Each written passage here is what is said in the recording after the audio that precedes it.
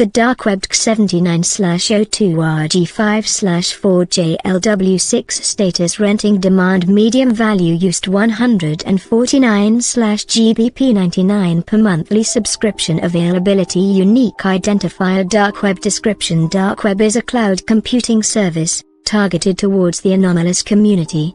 Subscribers can access anomalous applications via ordinary smartphones and personal computers. It is operated by a shell company in order to avoid any uncouth associations our customers may have against the Marshall, Carter and Dark brand.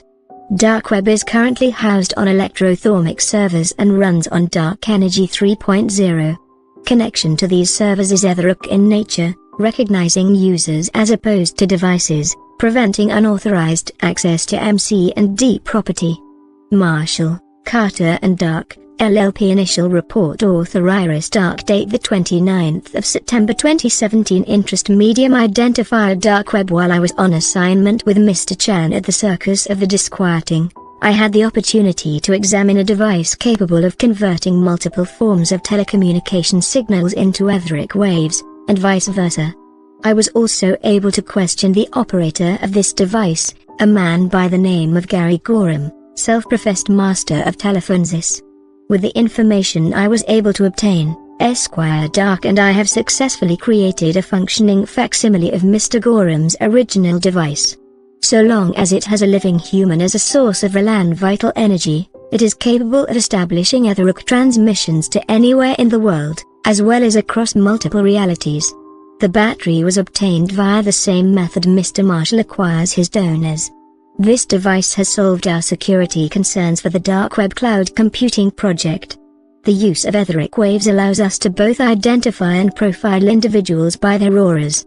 Not only is this foolproof security, etheric profiling will allow us to screen our subscribers, preventing anyone from the Foundation or the GAC or any other such organizations from accessing our servers.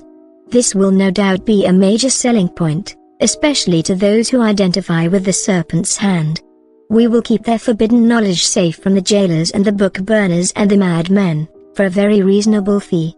For my more senior associates who may think that I am undercharging for such a valuable service, I remind you that the most valuable commodity of the information age is data.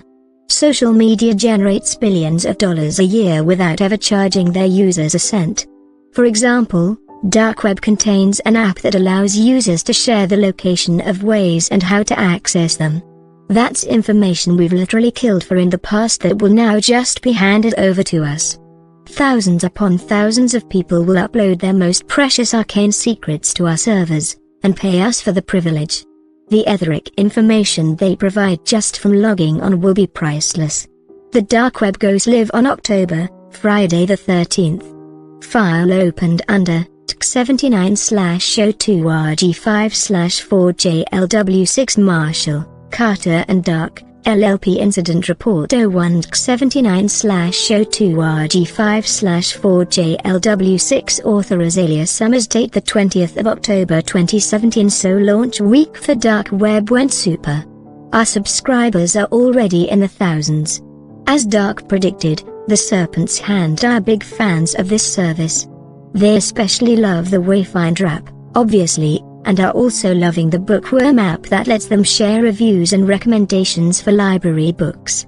The little sister app has the highest rating though, keeping people aware of anti-anomalous organizations' locations and activities, and letting them find safe havens.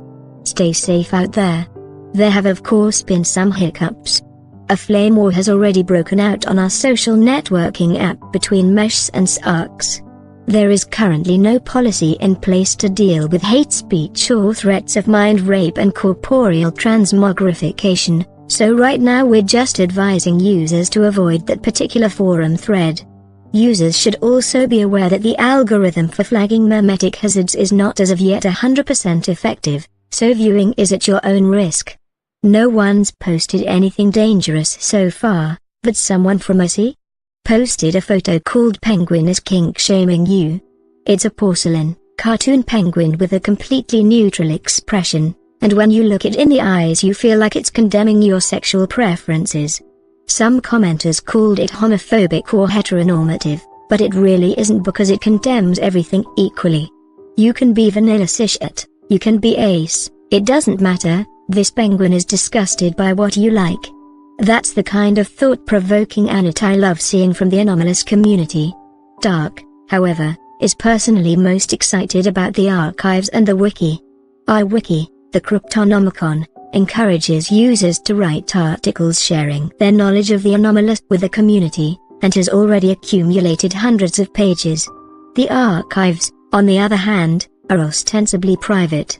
Dark of course had the legal team draw up Dark Web's terms and conditions in unintelligible legalese, which does technically give us the right to do whatever we want with our subscribers' data. I'm amazed by how much we've accomplished in just a week, and am honestly somewhat surprised that no one's ever tried anomalous cloud computing before. I bet Anderson is kicking themselves in the butt right now. Keep up the great work, team.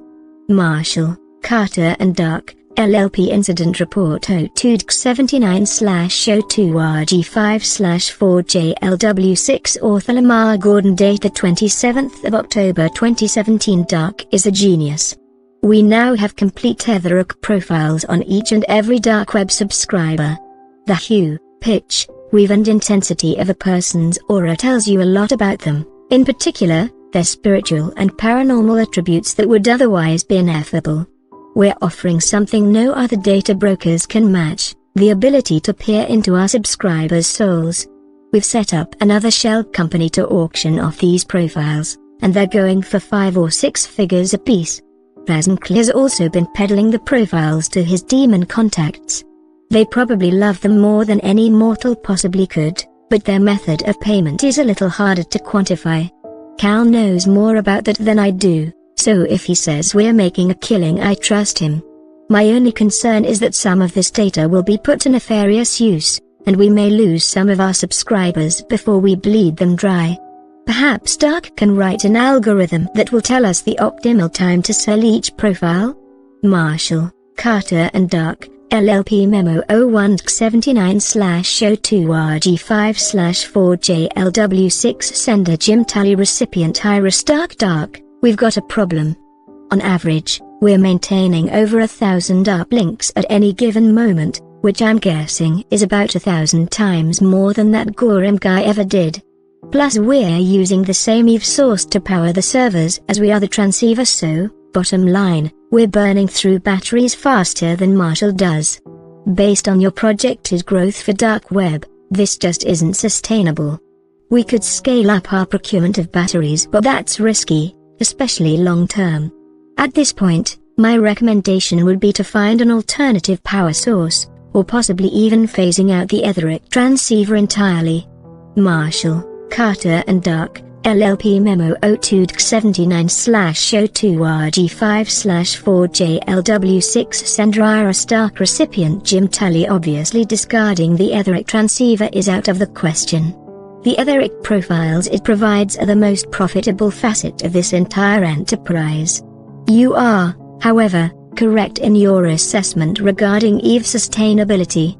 Fortunately, we've been data mining everything that's been uploaded to Dark Web, and I believe I've found a solution. The problem with the current, as well as all previous versions of the Soul Sucker, is that it siphons Eve particles from living beings, a process which causes rapid cellular deterioration. But life is not necessary for the generation of Eve, only consciousness is. Dark and I discussed the possibility of a sapient AI, but we only have the means to create such entities with electrothermic computers, which always consume more Eve than they generate. What we need then is an incorporeal consciousness, from which we can harvest unlimited Eve particles without any deleterious effects, but one that we can reliably contain. The solution we arrived at was a human spirit confined to a soul trap. The easiest way for us to create such a soul trap is through retrocausal quantum resurrection. This method essentially uses entanglements and other quantum effects to bring a dead body back to life. This does, however, have the rather nasty side effect of retroactively binding a person's consciousness to their body for the duration of their death. They are excruciatingly aware of their decomposing bodies, but so long as they're aware of something, they'll generate E for us to harvest. We executed one of our batteries but arranged to resurrect her 144 years in the future. Evidently, we are successful, as the cadaver is outputting more EVE particles than it ever did while it was alive, with no observable deterioration of the body. We have now executed all of our batteries and placed them in cryogenic dewars.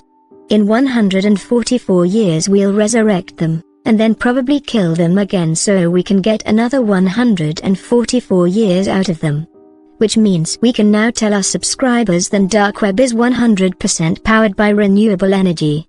It really goes to show that good ethics is good business. Marshall, Carter and Dark, LLP.